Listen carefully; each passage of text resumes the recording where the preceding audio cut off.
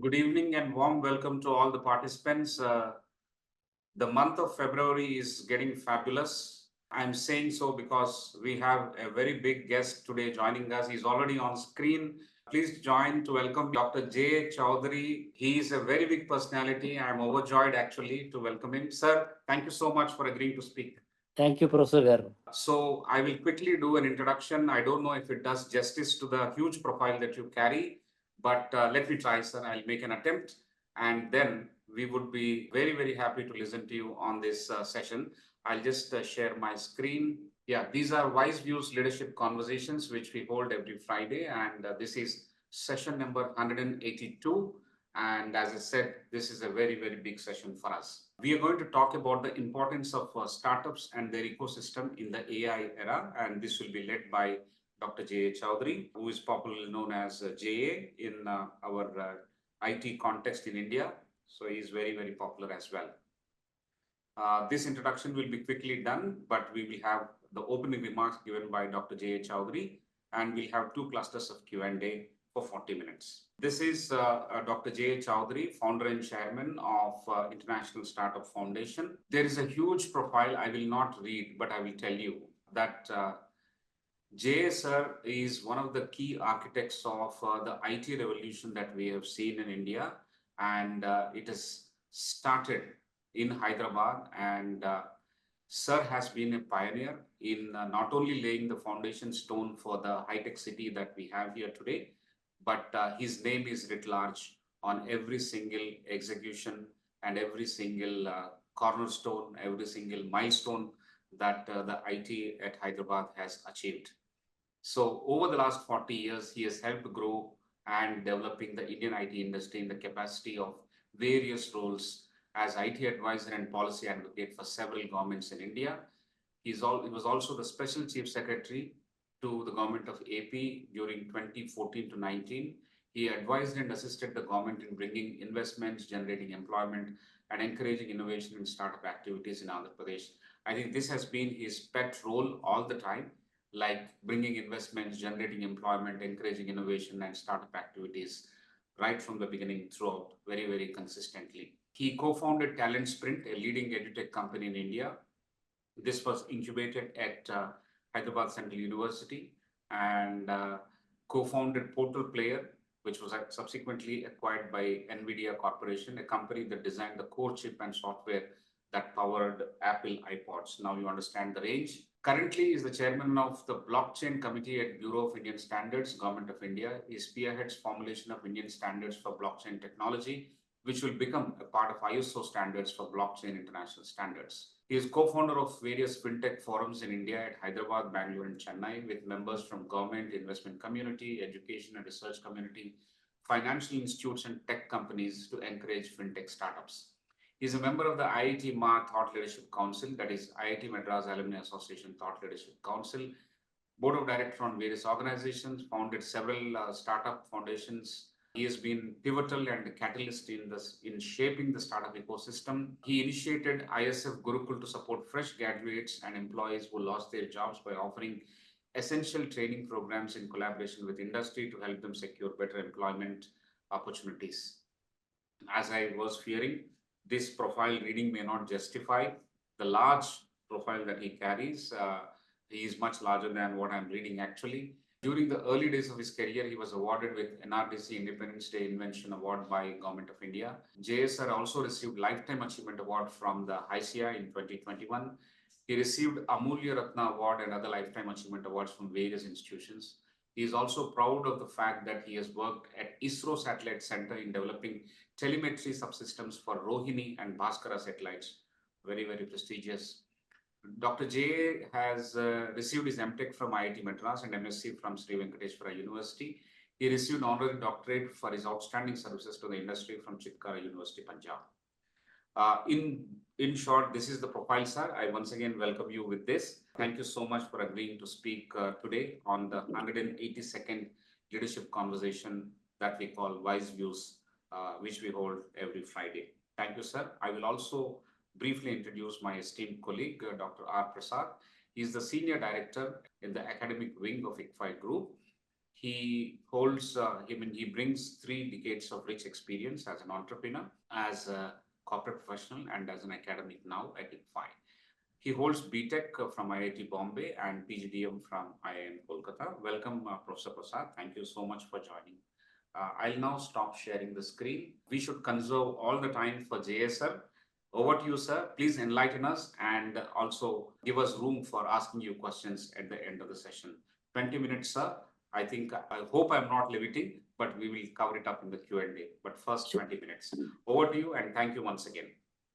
Thank you, Professor Sudhakar Garu, and thank you, Dr. Prasad, for giving me this great opportunity to talk to all of your colleagues and also the industry captains who have joined this call. Basically, I'll be more than happy to see what is required in this tectonic changes in the new era, because other changes I witnessed in my 3-4 decades of my IT background, they were all tinkering reforms or very small changes which used to happen either from Y2K days or Java days and so many other things. We have witnessed all those changes.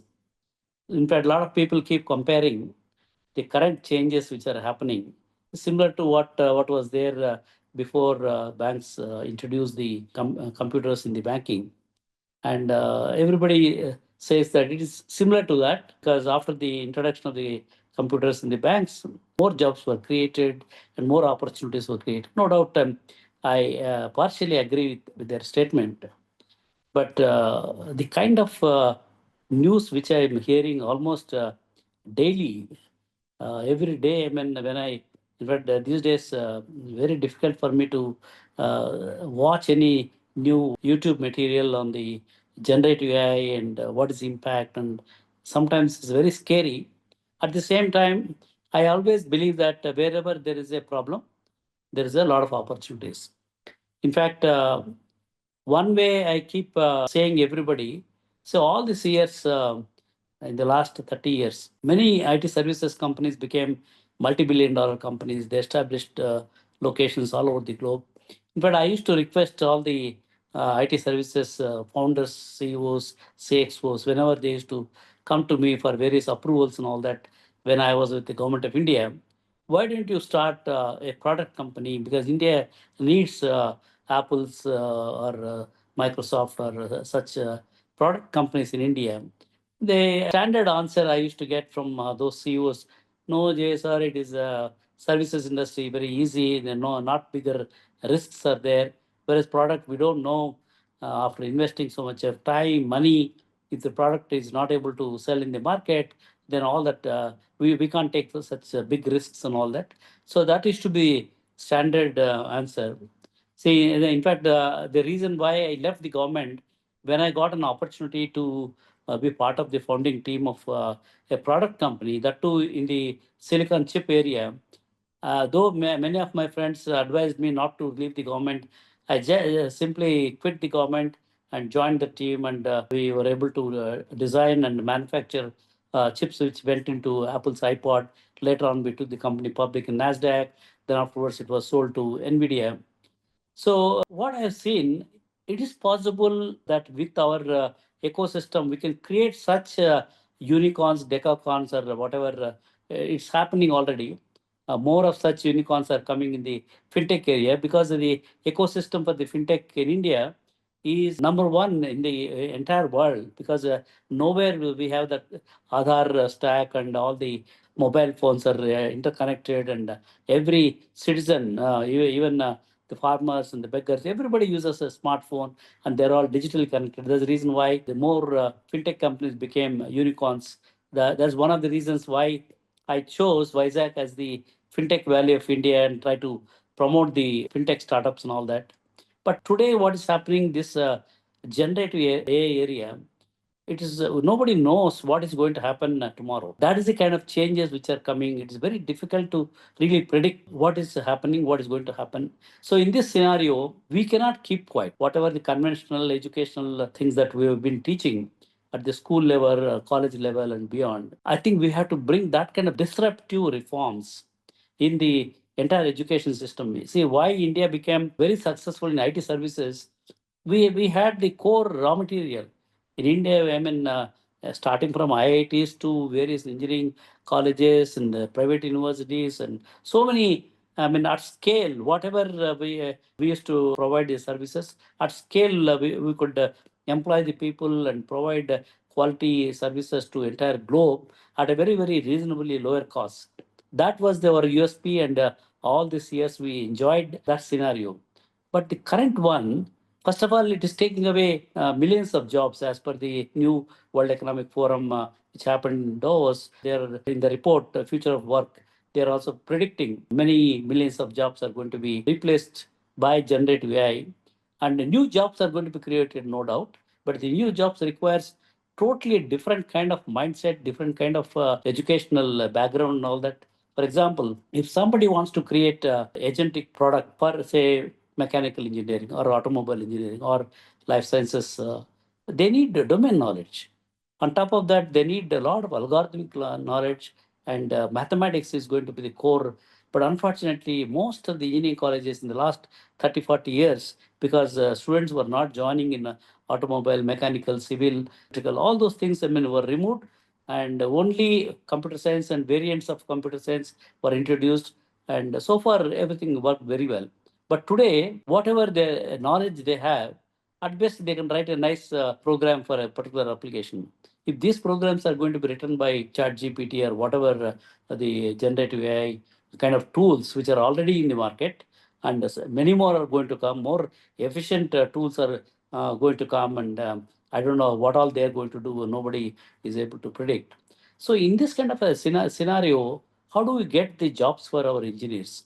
So all these years, I mean, every nook and corner, even in a small village, there used to be engineering college, and companies used to go and recruit people. Campus hiring used to happen, and they used to work in the cities like Hyderabad, Bangalore, and other cities, and they used to go to different countries for implementing various services. All that happened. In fact, there is a joke people used to say, "Amir paid to America," particularly during Y2K time when I was the software technology parts of India in charge for AP and Telangana. That time, literally, it happened. Many people who are even with a third class BA degree, they came to Amirpet, got trained on some of the Y2K tools, the COBOL, DB2, or some mainframes. They all got jobs, H1 visa, and they now settled in USA and Wall Street, and they minted a lot of money. That legacy, whatever happened in the last 30 years, even many parents, even now, they think that their son or daughter should take only computer science. That's where I think all of you have got a role to promote this. No, no, no. They have to learn the domain knowledge. They have to basics, back to basics. They should have all the STEM subjects very strong in STEM subject, very strong in mathematics, very strong in any domain area. Then only they will be able to get useful in this kind of era where it's going to be driven by all the generative AI tools. So at the same time, I don't want to scare the people that there won't be any jobs and all that. Take for example any country today in the AI era, they want to create some startup ecosystem and create more startups. What they require, tools are diamond dozen. Technologies are, anybody can create a agent, AI agent for any application. That's very easy. Chat GPT and some of those things can easily using that they can create a product. But if they don't train that model with a lot of good data, then only that tool will be useful. Particularly, I was addressing in Hyderabad the T Hub other day, I mean, on the healthcare and AI. Particularly in healthcare, no patient or no doctor will take any tools, AI tool, if it is less than 90% accuracy. For the tool, AI tool has to become more than 96 or 98% accuracy. We need to train the model with a lot of good data, not just, I mean, garbage in, garbage out kind of a data. Good data has to be given to that model, and train that model, make it accurate with our Indian data sets and all that. Then only that will be useful. The same case, I mean, wherever they are going to use, whether it is in the pharma sector or life sciences sector or agriculture sector, see, everybody is still in a called as in a sleeping mode. They know that next big Kurukshetra war is going to come, See, imagine our during Mahabharata time, everybody, though they had weapons, for example, Arjuna had Gandiva and so many other astras, but still, Lord Krishna tells Arjuna, go and do tapasya to get more new weapons for the Kurukshetra war. So today, whatever weapons the students have, the professionals have, are not sufficient to face the war, the kind of AI Kurukshetra war. This thing they need to equip with the new weapons. Like every country is spending a lot of money on various weapons because ultimately to face the war, you need that kind of a strategy, that kind of a weapons. That's not happening. I sometimes I feel what is going to happen to India if these jobs are going to be eliminated and new jobs are, or people are not able to really take advantage of that. So that's one area. On the negative side, the other positive side, I was telling about which AI company can survive without data. I told one example, healthcare data. India and China, these are the two countries where we have 1.4 billion population in India and a similar kind of population in China. And China, you already seen one small company, they're able to, I mean, change that kind of a dynamics in the industry. Well, more than $1 trillion money got vanished by introducing one deep sea kind of a tool. That's only beginning because they have the data and they have given the data to a lot of the entrepreneurs. One after the other, they'll be releasing this kind of tools into the market. They are able to train these models. They have whatever the cost effective way of building those tools and all that. More than that, they have the data. Government is able to provide the data, whether healthcare data or government data or defense data or whatever the data. That's the reason why, I mean, people are now afraid what is all going to come. What they have seen with the deep seek is only tip of an iceberg.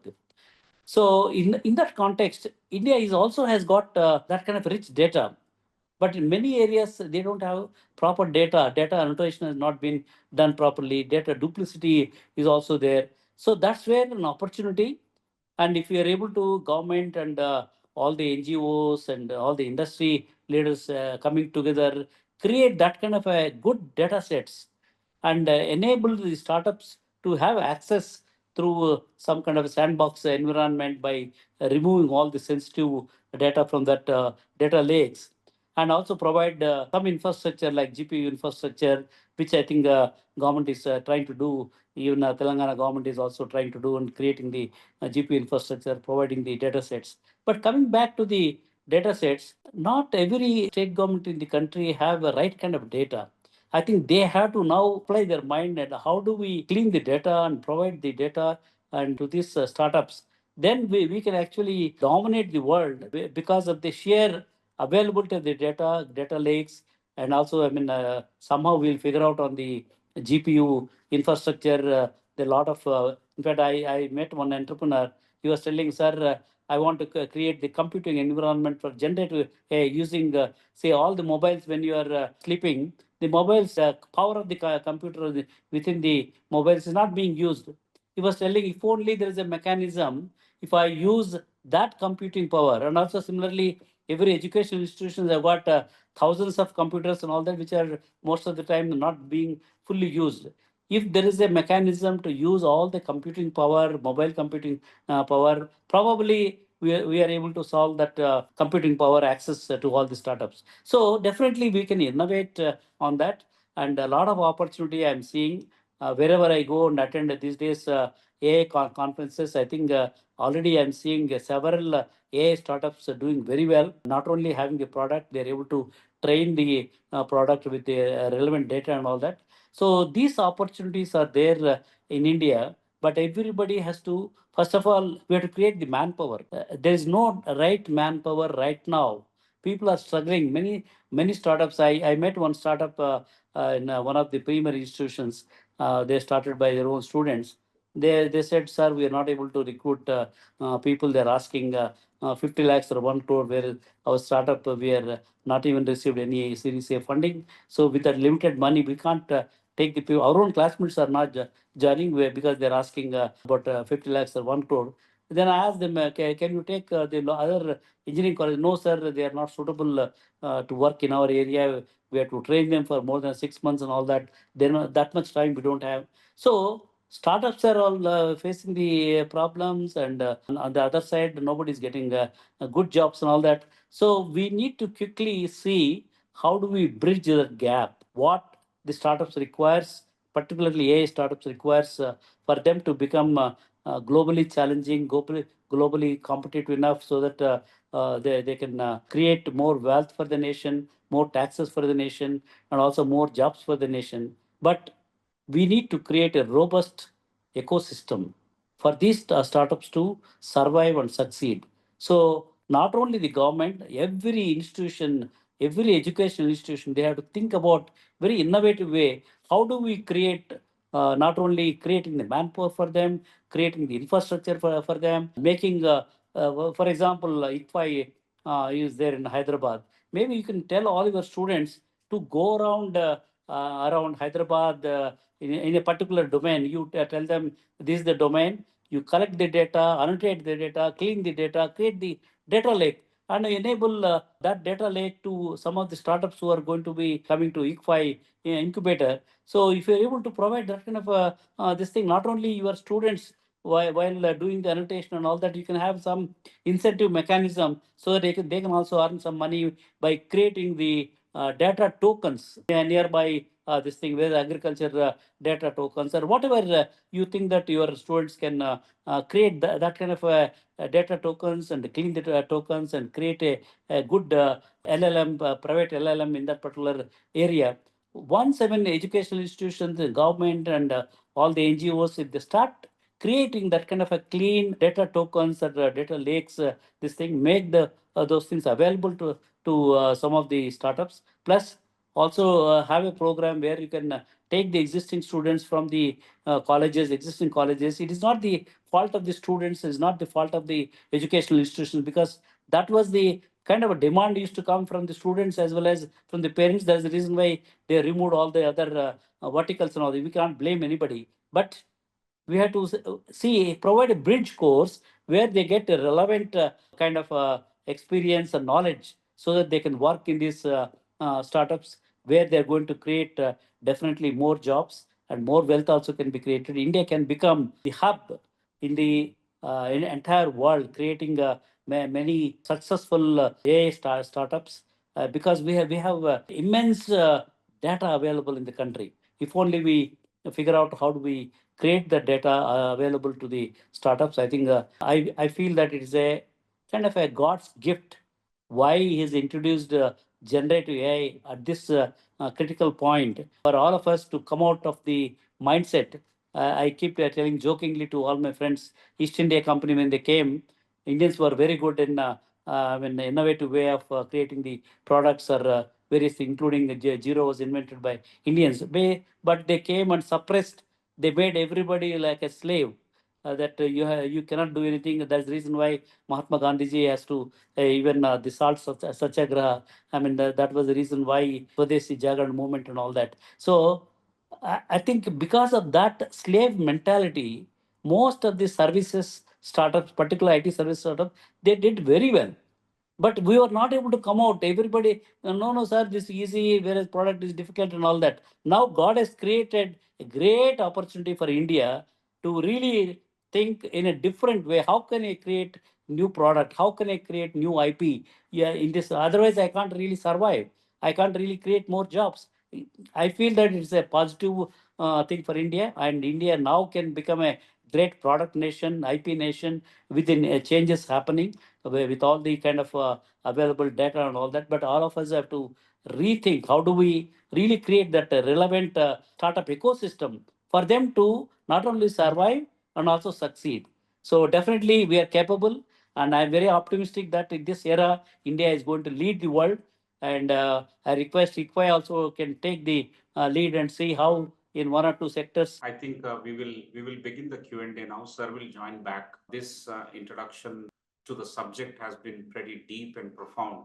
The vastness that it can have and the ramifications that it will bear for us in the landscape, not just for startups, but for all the companies that deal with various other products and services and not just technology, because technology is there in all areas of business, in all domains of business that we undertake. So there is no escape from AI. And sir, yes, sir, you can conclude and then I'll start, sir. Yeah, it's good that somebody concluded my talk by calling me. So now I'm willing to take the questions. Yeah, thank you so much, sir, for this wonderful introduction to the subject. The vastness of the impact, the magnitude of the impact has been captured by you. You began by talking about the sad signals that we get when the displacement happens with respect to jobs because of the advent of AI. Right. But that is only on the one side. On the positive side, there is a humongous potential for us to innovate and Yes. catch up with the wave and the trend that it is. This tectonic movement is unlike other tectonic movements that we witnessed in the last 2-3 decades of Yes. the recent technological evolution that we have witnessed. And that waves were ridden, that waves were actually captured well by Indian IT services entrepreneurs. But then the need of the day is to get into product, patent, and then billions of dollars or billions of dollars can be earned. A wealth can be created by creating products as pitched by you. Sir, so far, I think this is one of the very simple and most compelling pitches on adopting AI and also how an ecosystem has to be created for startups in the AI era. And I think this is one good solution with which we can overcome the other lacunae of Yes. job displacement, of technological advancements marooning the other activities, and then businesses can create wealth definitely. And ecosystem partners like educational institutions can play a pivotal role as advised by you in shaping the landscape. Absolutely, very, very good beginning for us in this discussion, sir. Before I begin the Q&A, I want to submit to you that ICFAI Tech at Hyderabad has created an AI lab, an AI specialist lab, by investing up to 4 crores with all GPU embedded computing capabilities in the campus. Congratulations. That can be used by our corporate partners for the joint commission projects, or on their own they can come and actually use our services. We have been inviting. Our incubator is bridging the gap between the startups as well as people who can come across and train their models, work on the data sets that we have created, or they have brought their own data sets to work. I think we need to take a big leap in creating those data tokens as well. That's where we need your help. I will request you, I'm saying this in the beginning of the talk, I will request you to visit our institute once, whenever it's convenient to you, and advise us how we can take it forward from. We have reached up to one point, but I think we need advice like yours to actually make ourselves very useful and also be part of this AI revolution. Professor Garu, I'm very much happy that I thought you're only creating more financial kind of people. Now I'm glad that you have invested already so much of money creating that infrastructure. So ISF, our foundation, will be more than happy to partner with you to see that how we can strengthen that ecosystem and mentor those startups. So we can create a small fund. Whoever is the selected companies, we can give that angel fund which is required for them. We will also, with ICFAI and ISF Gurukul, we will start a bridge course, how we can create the manpower, because a lot of, Professor Garu, a lot of people more I meet the startups, they're all facing the problem with the manpower. Good manpower, they're demanding a lot of money and they're being poached by everybody and all that. So they're not able to get the right manpower, and there's a reason why 90% of the early stage startups are getting killed in this so-called startup death well, 90%. We need to solve these things. Otherwise, nobody will venture. The parents also, no, when startups are all burning their money and they're not successful, then people also will not come into the startup world. I think we need to create a good number of success stories. That's where ISA would like to work with ICFAI and create a model, and that model can be replicated by others. So if your management is proactive, I'll be more than happy to spend all my time and see that we create that kind of a success story for the next generation. Excellent, sir. Tomorrow's headline, ISF signs an MOU with ICFAI Tech. Go ahead. Well, I'm more than happy actually. Sir, I will now begin the Q&A. I request Professor Prasad to begin the cluster number 1, and we'll be very happy to seek your responses. Professor Thank Prasad. you. Thank you, Professor Rao. Thank you, sir, for opening a huge door and showing us a lot of light. I'll begin with first a question which is more about you. Sir, you have been in government, you have seen a lot of changes in technology, and you have seen a humongous change lately. Now, how did your career evolve where all this was happening? A lot of people were going to the States, making their millions, and you were in a missionary mode trying to ensure that the right kind of ecosystems. So can you take us through the evolution in your career? It inspires us. Prasad garu, it's very difficult to really, because I always have a belief in Almighty's grace. Somehow Almighty pushed me at the right time to the right place. It's not that I mean, visualize that this is going to happen.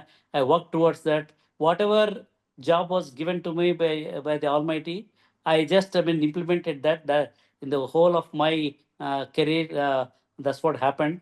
And today I'm very happy that whatever job was given to me by him, I was able to implement it properly. I don't have any such this thing that I did because of my great idea or this thing. So I am just in the flow. Whatever today is required, whatever I can do, just do it to the best of my abilities. And whatever happens, like Lord Krishna and Bhagavad Gita, just do your job, give the results to me. That's what our Lord Krishna said in Bhagavad Gita. I'm simply following that. Whatever job is given, just do it. And whatever results are there, good or bad, ugly, and all that, I accept it and go in the flow. So far, it's been happening. And keep praying when I do my Surya Namaskara every day morning. I only request one request to the Almighty, that the way Abdul Kalam left this world while delivering a lecture, I need that kind of a exit from this world till my last breath. I have to keep on doing something good for the society. That's the only request make every day morning when I do the Surya Namaskara. Now, since ICFAI has given me the great opportunity to work with ICFAI to solve this big problem, it's again, I feel that it's a God. God has asked me to do it, so I have to do it. That's it. So I don't have any other formula, Sudhakar. Thank you, sir. I think it is. We have a lot of angel investors, but you're an angel enabler, and your thoughts are reflecting that of an angel. I mean, you just what I call highly selfless, but I think we need a lot of people who can enable many others to succeed, and I hope that we get this. We have many more of this type, sir. Thank you very much. Thank you. I move to the next question, sir. This is drawing from your experience, and this is on the ecosystem of startups. You have seen many, and of course, you would have understood what's happening in Silicon Valley and later Bangalore, Hyderabad, Chennai. You have seen these ecosystems. How do you create one in a smaller city? And particularly in the context of what you have said. Prasad garu, today I see more potential in the tier 2, tier 3, tier 4 towns and villages because particularly in the startup ecosystem, startups can survive only when they are solving a real problem. Where are the real problems?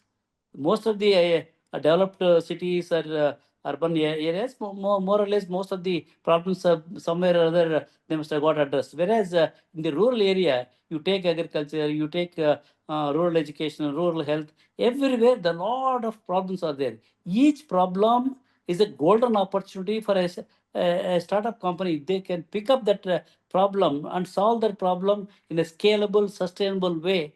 That is the kind of this thing. At the same time, what I've seen, Prasad Garu, earlier we used to tell, no, where is the manpower in villages, small towns and all that.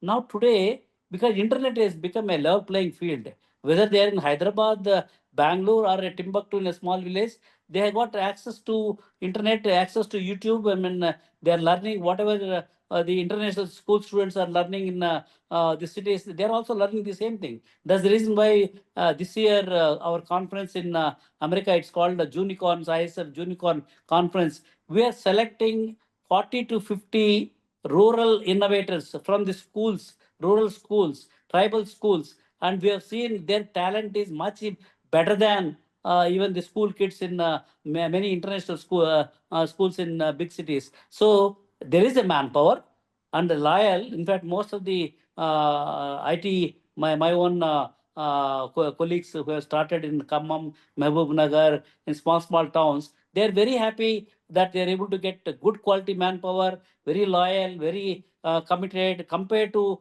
the manpower in Hyderabad. So there are opportunities for startups.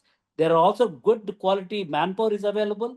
Earlier, social ecosystem, Prasad Garu, was not available in small towns and all that. Earlier, people used to come for the quality healthcare, quality education. Today, you go to any town, for example, Anantapur, when I was studying, there used to be only one small nursing home. Today, there are 5, 6 corporate hospitals, multi-specialty hospitals. There should be one convent school. Today, there are 6 international schools. So everything, entire social ecosystem has developed over a period of time. I think this is the best time. My prediction is next unicorns will not come from cities, but they will come from rural India. Thank you, sir. You have opened another door with a lot of light there. It is now got more situated.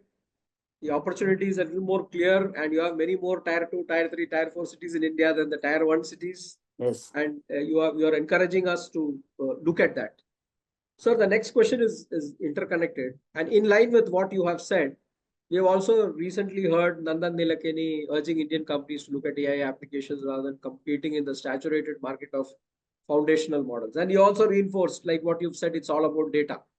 Correct. And how do you create the infrastructure to collect the right data? You have given us a template. You have told us that there is we can accumulate the data sets, that we need bridge courses, that you need people. So can you give us throw some light on how you could do this?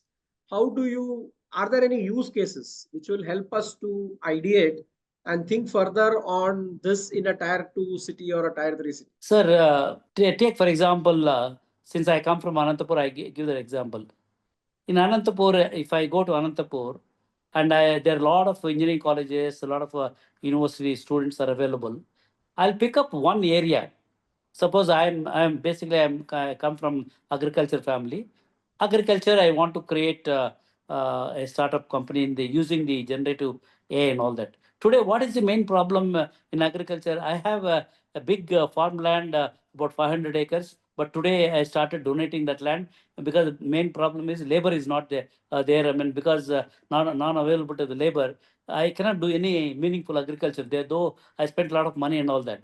But one startup company, they already working in Hyderabad. They created a prototype with generative AI model, and it's a agri robo. While going between the lanes, it can pick up the grass. It also identifies there any problem in the one plant and all that. It doesn't take a photograph, send that photograph to the cloud. A small drone, micro drone, will carry only a small biopesticide only for that this thing, and spray that this thing. And during harvesting time also, they are able to identify how, based on the color, it will pick up and all that. So this kind of startups are possible. This is the use case which I'm not telling the theory, it's already happening.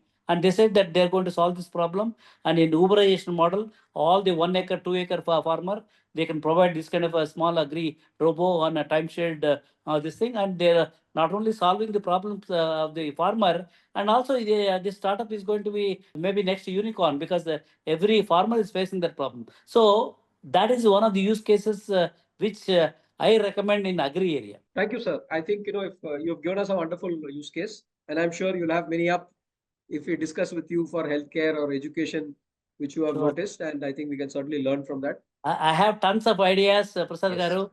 We'll work with ICFAI, your incubator, and see use cases is very important. Many startups they come and they don't have an idea, because today creating the product with the Chat GPT world. I mean, with a bunch of IIT, IIIT students, within a month's time you can create a product. But what do you do with the product? Many people, they don't know how to get the customer for that solution, how to get the data to this thing. These are the issues which are the main issues. So we need to solve that. That's why in International Startup Foundation, ISF, our foundation, our formula is 3M. One is mentoring. You need the right kind of mentor to mentor the startup. The second one is, at the right time, he needs some money, that angel money. That money has to be provided. Third one is how do we get the market access to them? Without market access, though they have a product, though they have some money, they cannot survive. So this 3M formula, which we are implementing already in ISF, I think if whatever ecosystem ICFAI is creating, if we are able to solve these 3Ms, I think definitely most of the startups who are coming to our ecosystem will be super duper successful. Thank you, sir. I think you have taken us to a certain point, and then you have also indicated ISF, which can help in furthering this and discussing this further with specifics. Yeah. I'll now hand it back to Professor Rao. There are many questions, and we are waiting, sir. Thank you, Prasad. Thank you, sir. Thank you, sir. There are many questions, as Professor Prasad said, but we'll focus on the most important ones. And I'll begin with one simple reflective question, and that is a little around if you were a student today, if J. Chowdary was a student today, and with all the technology and resources that are available, like it is available now, what kind of startup would you launch yourself? See, if I am a student today, I don't depend on what my teachers are teaching me. Whatever area of my interest, suppose if I'm passionate in healthcare, I'm passionate in aeronautics, I'm passionate in agriculture, whatever area, I'll go and there are tons of study material available on the internet. First of all, I have to gain the knowledge. Without knowledge, without doing proper research, many startups actually they jump into creating the startup and take some money from friends and family and simply waste that. So if I am a student, first of all, I have to what is my interest area, passionate area, and what are the opportunities. I had to do a lot of research in that this thing, and also I have to get trained properly using some of the YouTube material already available. Then I have to go and identify a good mentor who is my mentor. Suppose if Professor Sudhakar Rao is going to mentor me, I have to go and guru చాలా important కదా. ప్రతి ఒక్కళ్ళు గురువు లేకుంటే nothing will happen. So I need to go to that guru who can guide me and can put me into the right track. This thing. Then once I get right kind of mentor for me, then I'll probably, because I am very passionate of making it happen, and I know that entrepreneurial journey is a sinusoidal. As I keep telling, if your ECG is flat, that means you are dead. So journey has to be ups and downs. That's what is the entrepreneur journey. Many founders, when they're going up, oh, they enjoy and they celebrate. When they're down, they all start quarreling with their partners because of you. This happened, because of that, this happened, and all that. They will die.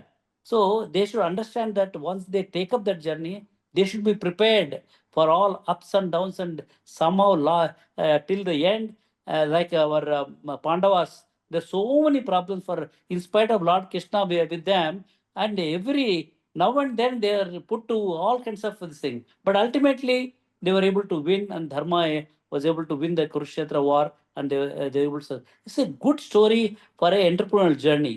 If an entrepreneur is always thinking, oh, I got money, I got a product, I am going to become a $1 billion company, no, that will not happen. Every startup journey is all, they should be prepared for that kind of this thing. If I am a student, if I want to create a startup, if I am prepared for that kind of a journey, then I'll jump into it and I'll make it happen. Beautiful, sir. Very, very impactful as well. As you have narrated, one needs to follow the passion and do a lot of knowledge acquisition, reading up. Tons and tons of material is available, and then be ready to face the uncertainties that's going to be the life of an entrepreneur. And I think nobody can better capture the emotional journey of an entrepreneur than by being oneself an entrepreneur. I think rest all will be a theory. Yes. But only an entrepreneur will know. And we usually say that entrepreneurs have a spine of steel, and that's what they're made up of. And I think they are much more stronger and resilient, and eventually they are resilient and they overcome all the obstacles. Fantastic, sir. Thank you so much. I'll quickly move on to another question, and that question is, I will request you to labor a little more on the point that you beautifully mentioned. And that point is about moving away from the software solutions, the cloud-based software solutions, or the SaaS thing, to agentic models or agentic products. I think if you can explain a little bit so that the members who have joined today would like to gain more knowledge on that and get motivated also with some specific examples, one or two, you can throw some lights up. Yeah. Thank you, Prasad Garu. See, today, if you see any podcast of either Satya Nadella or Google Sundar Pichai, and all, everybody talks about billions of generative agents which are going to be implemented in the next couple of years. And instead of recruiting people, they even go to they make a statement, they'll recruit an agent instead of recruiting. That is the kind of revolution is going to happen in the agentic world. And every application for an agent, for example, if I am to deploy an agent in the healthcare, for example, healthcare agent, unless I train the agent to give the results 100%, at least 99% accuracy. That means they have to create creating the technology framework is easy. Anybody can create the agentic technology with the existing this thing. But how do we really train that agent with the relevant data and make sure that whatever the decision, suppose if this agent is not is giving a healthcare, for example, if a patient comes and the agent says he doesn't have any diabetic, he's not prone for any diabetic, then they will start getting into the wrong direction. Or a person who is nothing to do with diabetic, this thing, but yeah, that agent, which is agent doctor, whatever this thing, with the wrong data, it says, no, no, no, you are diabetic or you are not diabetic. So that's where, I mean, an opportunity is there.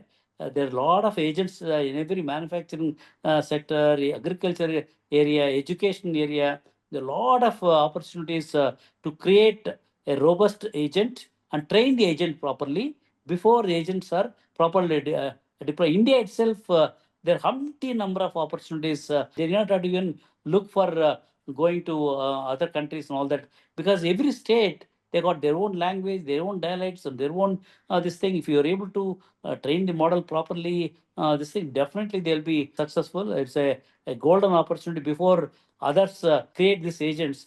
India advantage is again the data. How do you make my agent 100% accurate? That should go with, they should go with that kind of, my agents are all 100% accurate. They will not give false answers for any given situation. If they're able to do that, I think that they're having a gold mine. Amazing, sir. Amazing. So it's about data and it's about training and accuracy as well. I Yes. think we would have wider ramifications if accuracy is lost. And I think Yes. applications in healthcare, applications in education, application other domains also are going to be equally strategic and important for us. So what you are advocating is that from the traditional tools, static software, we need to move on to systems driven by AI, which can learn from the data and make decisions with minimal human intervention. I think that's where Yes. the model shift, the paradigm shift, that's what you are Absolutely. in the startups. Okay, sir. Thank you. I But have learned always it. there has to be human in the loop. I don't think you can remove human totally. That's again gives an opportunity. Not that everything is going to be automated without this thing. Though you'll have an agent, there has to be human in the loop. Then only that agent can provide the 100% legally acceptable decision. Otherwise, if you start giving the wrong this thing, it's actually legally it's not correct. I mean, people can take that agent to the courts and this thing, because of this decision I lost this much money or whatever it is. So a human, a responsible human, has to be in the loop so that he takes this thing. A software driven technology agent cannot take that ownership. There is no legal thing today in the system where they can find that agent which is a technology piece. So that's where a human in the loop will provide, even he is responsible, because anything bad happens, he will be dragged to the courts. He'll be this thing. At the same time, he's also trying to check whether I'm giving the right kind of information to the users. So human in the loop is absolutely required. Maybe for the next 5 to 10 years, that's going to be the model. Amazing, sir. Amazing. Thank you so much for helping us understand this better at a conceptual level. I have one application oriented question, sir, and this is a very selfish kind of a question. You will have to pardon me for this. See, ICFAI, one of the institutions that we are in this country for the last 4 decades, we have lots of data. We have lectures, we have PPTs, we have these videos that we do on WiseViews. sessions with the leaders like you, there's a lot of data. What if we go and develop a SLM, a short language model? How it is going to help ICFAI when we develop an SLM by training with this data that we already have? What kind of edge or differentiation it would give us among other education institutions, and how it is going to benefit those who seek knowledge from us? It's a great opportunity if you have that kind of a rich data with you. Today, see, tomorrow, I'm not sure people will go to institutions like IIMs and all that, this thing, for getting a management degree. If you're able to capture all the knowledge and also continuously keep training and make it gamified learning with all the use cases, capstone model of the work exercise within that agent, if you're able to provide all that this thing, he's not only getting the knowledge in a very easy way in a gamified learning model, plus they are also trying to solve a problem using the capstone model. So the real use cases have to be again fed into the system. So if you're able to create that, definitely in your domain area, you can create a great educational agent in the financial sector if you're able to train the AI model properly by giving the proper data. See again, Professor Garu, you have to make sure how rich is the data. Suppose if you feed junk data to the agent, it will start learning that the bad things. So data cleaning and data, I mean, what kind of data, what is the end goal? You have to say, see, this is the end goal. For this end goal, what kind of data to this thing, how one person has to take the responsibility before feeding, training the model. If you're able to do that, I think definitely, I mean, a lot of students across the globe who wants to take this thing and see, tomorrow my prediction is people are not going to look at degrees. Are you from IIT? Are you from XYZ? This thing. Do you have this knowledge? Can you do this problem? You take, for example, Joho Corporation. They take only 10th class or intermediate people. They don't take any degrees or PhDs and all that. And they're able to produce the world class products using them. So I think the whole industry will tend towards that. There will going to be big de-link between the jobs and the degree certificates. They don't look at the degree certificate. What they look at is knowledge. If your agent, whatever it creating, if you can create that kind of a impact for the people across the globe, you'll make a lot of money from not only from Indian students, African students, and the language interface is very easy these days. Any language, this thing you can translate from English to Telugu to some other this thing that has become very easy. So if you are able to aim at that, create excellent use case for that one particular sector using your data and properly training it, and also you have to also get some experts, new experts to validate this thing and provide that. I think definitely ICFAI can create $1 billion opportunity in this space. Thank you very much, sir.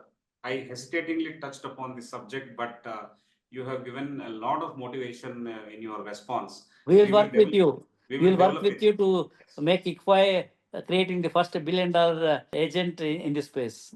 Wonderful, sir. I think we should definitely sit together and work on it. Sure. I'll be grateful to you for helping us in this, sir. No, it is my duty. It is my duty, and it is an opportunity for me to do something tangible. Thank you, sir. Thank you very much. The next question is, how do you or what do you foresee blockchain as emerging beyond cryptocurrencies, especially in the startup era, for the startups in the AI era? What more it can do, and what are the things that we should watch out for as far as blockchain technology is concerned? See, one use case, Professor Garu, the cyber hacking is becoming a big nuisance for everybody. Not only the financial institutions, even the hospitals are getting hacked, the big corporates are getting hacked and all that. So it looks like the tokenization, if you're able to create the tokens with the blockchain technology, using that probably they'll be able to solve. And also this data tokens, validated, tested data tokens probably using some of the blockchain technologies instead of taking the normal data.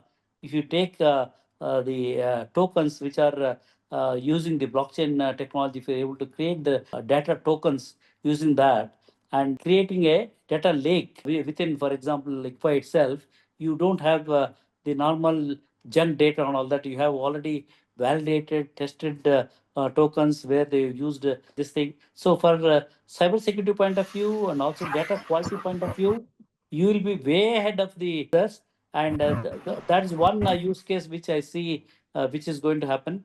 And now since the United States also now trying to encourage the cryptocurrency and the bitcoins and all that, I think looks like the next era, the lot of blockchain technology tokens, tokenization of assets is anyways happening. For example, if I am not able to buy one high-priced share, which is costing say 5,000 rupees per share. Suppose it is, that share can be tokenized and split into some 100 tokens. I can own one small token out of the share. Similarly, yeah, if my house is tokenized and this thing, somebody can buy one few tokens of my house and it can be traded in the public market. All these areas, I think blockchain technology is going to play an important role. Wonderful, wonderful. Is it same as the NFTs, non-fungible tokens? Yes.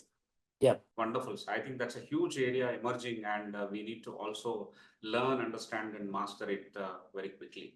Yeah. Yes. Thank you, sir. The hands are going up. I'll request Mr. Sanjay Gadale to ask his question. Over to you, Sanjay. Hi, Sanjay. How are you? Hello, sir. Happy New Year. I think we are catching up for the first time in the year after the ISF. So Thank I you. had a Wish you the very same to you. simple and a basic question for you. I mean, that is what I think a shishya of yours should be asking you. What is artificial about artificial intelligence?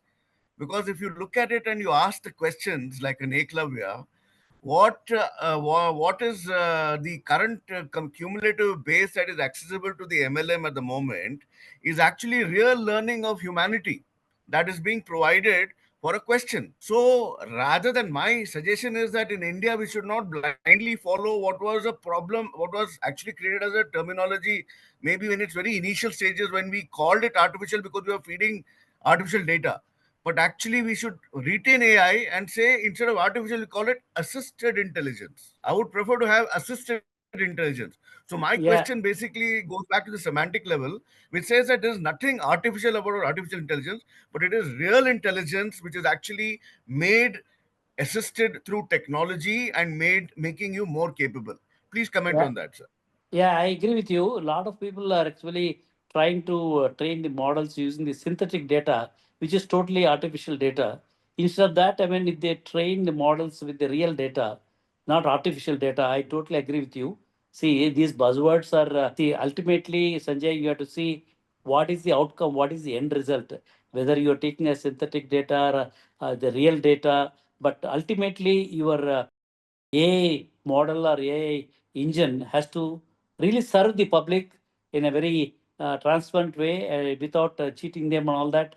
And if you're able to create that kind of ecosystem, whether you call artificial or the real intelligence or whatever it is, these buzzwords are they keep on changing. But our mindset, we have to be very clear using this technology, whether I am cheating the people or I am really providing, solving many problems and really making them all happy. See, one can democratize using this artificial intelligence and all that.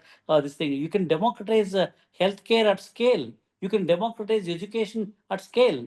If you're able to pick up some of those things, whether you call any buzzword, I really don't care, worry about those things. But this tool can be used for creating that kind of a impact in the society, Sanjay. Thank you, I sir. hope. So my basic appeal was that rather than call it artificial intelligence in India, our new AI engines we call that we develop within our with our youngsters and our mindset here. Let us call it assisted intelligence, not artificial Yeah. intelligence. You start promoting that, I'm people will doing. catch up.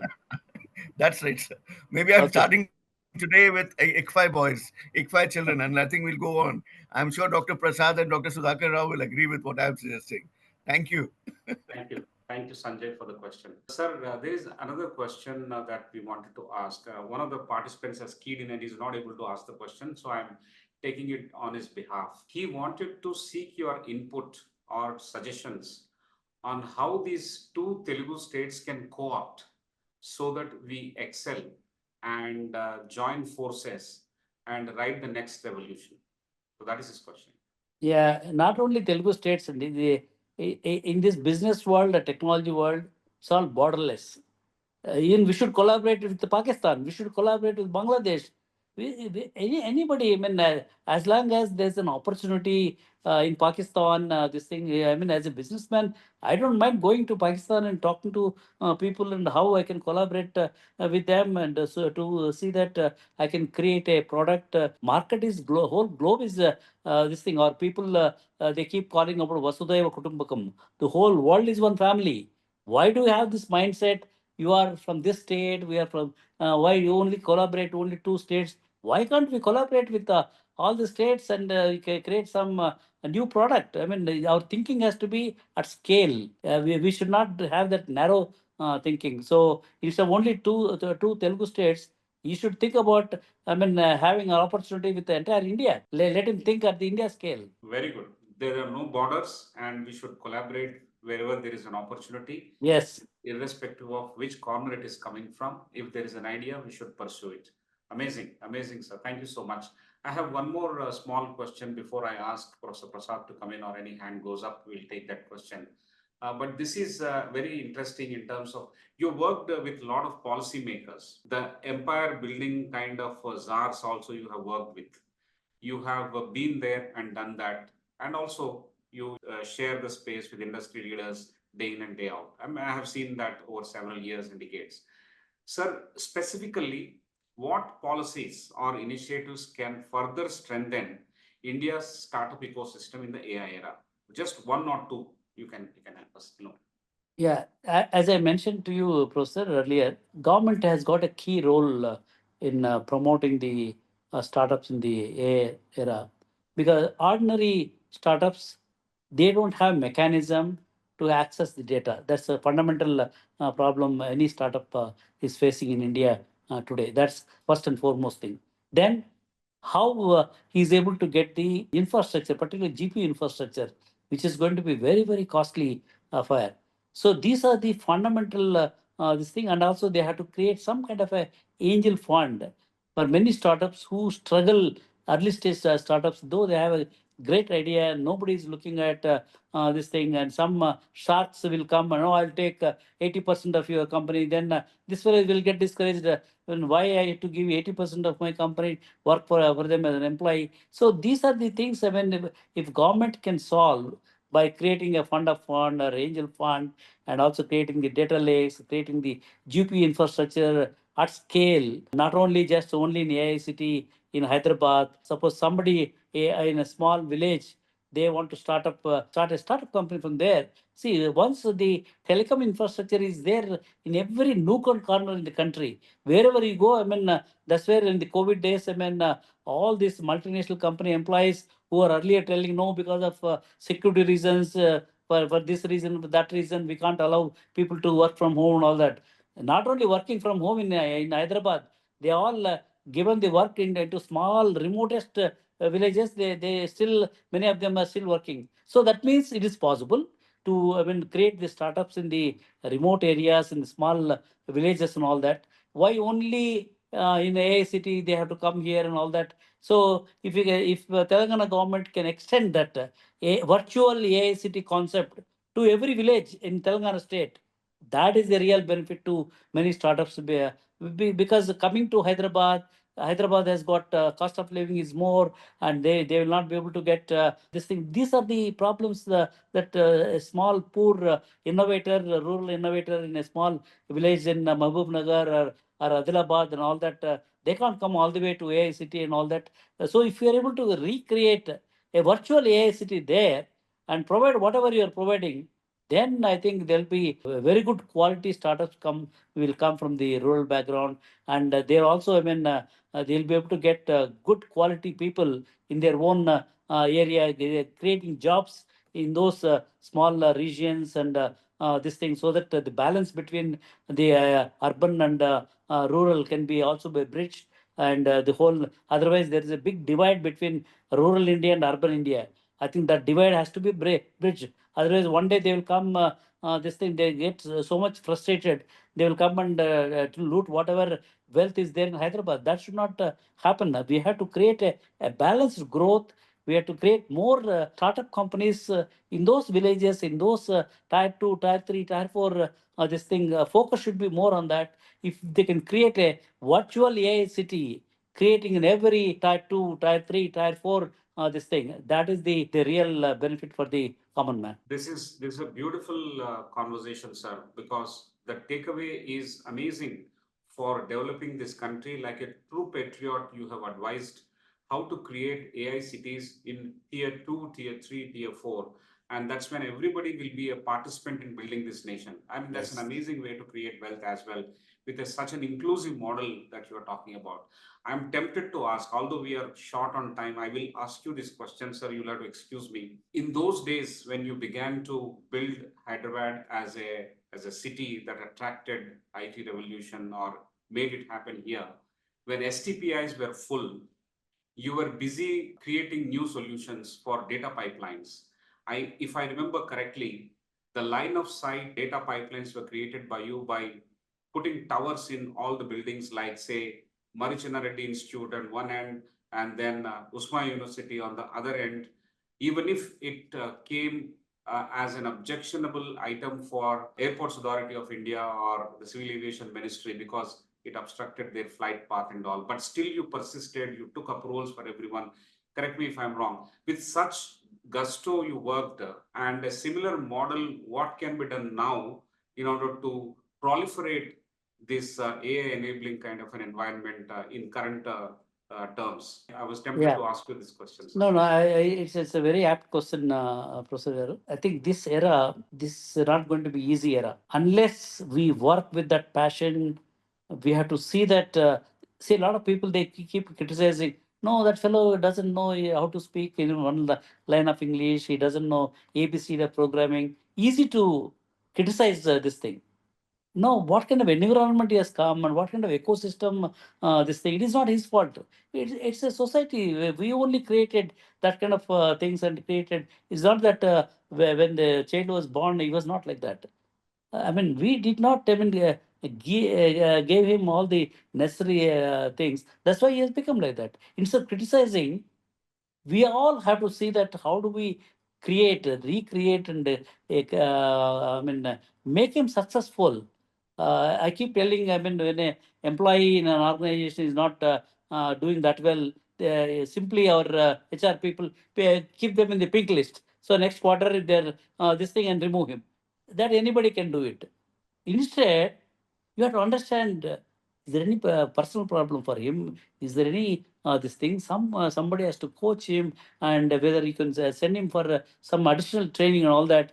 If you can convert him again a rock star, that's what we have to do. I think all of us, instead of getting into the criticism mode because of him, because of this college, because of this parent, all that we should stop.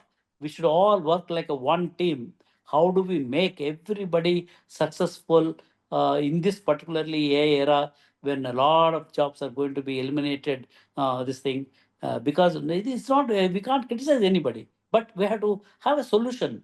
See, once you start thinking, Professor Garu, nature conspires to get that solution for you. But we have to apply our mind. No, this is the problem which is likely to come.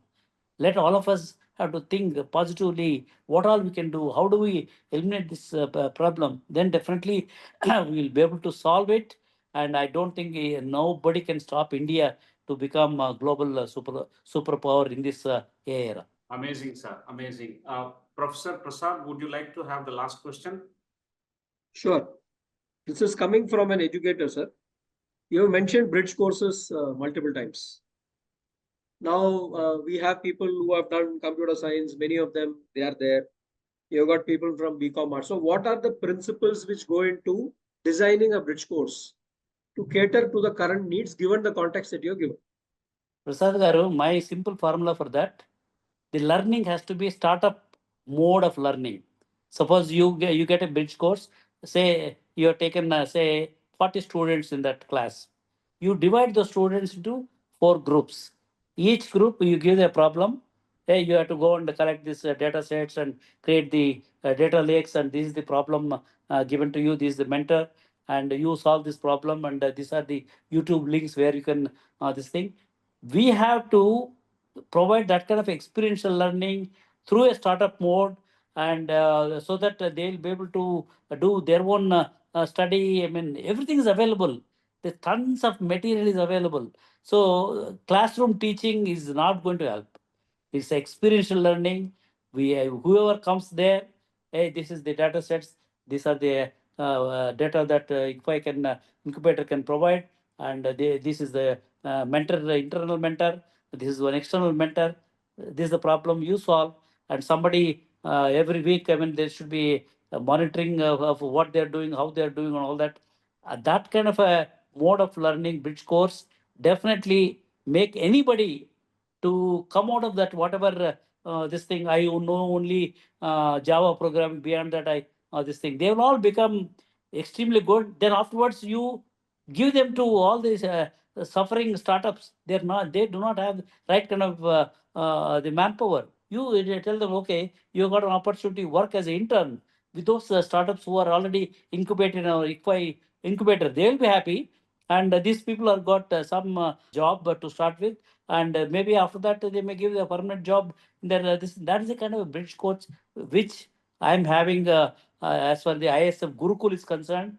We do not want to get into the regular teaching kind of a conventional teaching. It has to be a startup mode of teaching. Thank you, sir. You've given a complete model of and a value chain of how to go about doing it. Thank you. Thank you. Amazing, sir. This conversation couldn't have been better. And this 182nd session of WiseViews couldn't have been wiser. I think you spoke about AI, you spoke about agentic products, you spoke about blockchain, you spoke about chips that went into building AirPods, to democratizing AI by distributing data, data sets, data lakes, tokens, so on and so forth, giving encouragement to the policymakers, at the same time encouraging those students who will not be able to speak English. If you criticize, it is not problem solving. You need to enable, create an environment of identifying problem and solve the problems. How do you make rock stars out of laggards, seemingly laggards? I think this gives a huge fillip to a lot of people who are around the screen and who are watching live also on Facebook. And when we post it on our archives, many more people, hundreds and thousands of people are going to watch this. This is going to be an object lesson in building a tech-enabled world and tech leadership. And that's what the country requires. I think this is a priceless time that we have had with you, sir. I'm completely indebted to you, sir. Thank you so much. Thank you, Professor Garu, for the opportunity. Yes. But we have to get into action. Yes. This webinar should not become Ayaram Gayaram kind of a webinar. We have to get into action. Make sure that I visit your campus. Make sure that we sign an MOU. Make sure that we start creating the new startups in your incubator, and not just starting. They have to become successful. Yes. That should be our agenda. Let's make it happen together. Yes, sir. So, MOU with ICFAI Tech and ISF, working on short language model for ICFAI. Yes. Then enabling and helping our incubating companies to succeed and create a role model for other educational institutions also. This should be world's best incubator for creating the new AI startups at the world scale, not just India scale. That should be our target. Let us make it happen. And definitely there's opportunity if you all work together. If your management is proactive or giving the time for this, we will work with you and make it happen. Wonderful, sir. Dr. Prasad and I will follow up with you and will request your time and expertise and contribution to us, sir. Thank you so much. Thank you so So, much. ladies and gentlemen, you would have enjoyed this wonderful conversation. In spite of a hectic schedule, sir has agreed to speak to us. This is the kind of contribution sir has been making over the last 3 to 4 decades to this country. And it is highly, highly valuable. And I must say it is priceless. And we will listen to this once again. We will do a summary of this session. We will also do an edited video of this on our website. Go back and listen to that so that you can share with your friends as well. Do come back next week on February 14th. That is going to be a conversation with another leader from the social space. We can understand how activists also can contribute to building the nation, and we'll understand that from a different perspective. We'll send the communication to you, but Google J.A. Chowdary and you will have begun your learning. Have a great weekend and good night.